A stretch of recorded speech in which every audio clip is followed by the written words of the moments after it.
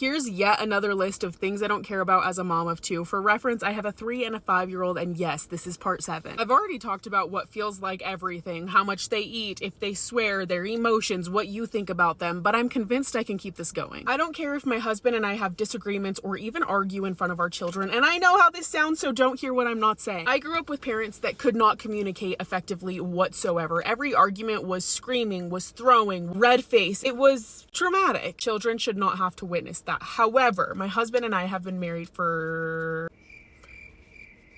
5 years, 6 years. We've gotten to a point in our marriage where arguments are essentially just us trying to find common ground. Conflict resolution turns me on at this point. I think that that's healthy for kids to see. My kids know what the words, peekaboo.